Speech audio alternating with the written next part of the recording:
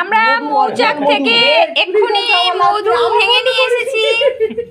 এই যে হচ্ছে অরিজিনাল মধু।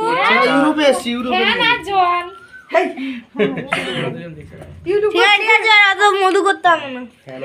এই যে আমরা সবাই মধু দেখতে এসেছি। এক বাটি করে মধু খাবে, খেয়ে যদি সবার ভালো লাগে তাহলে সবাই মধু কিনবে।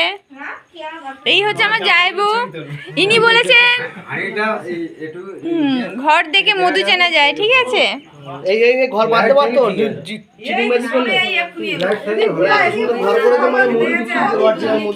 অরিজিনাল মধু বিক্রি করে ঘর করেছে। হ্যাঁ, শুনলেন তো আপনারা। এই যে হচ্ছে আমার মামা মধু কিনবে। মধু মালিকের সাথে এখন কথাবার্তা হচ্ছে মধু। ঠিক আছে, ও এখন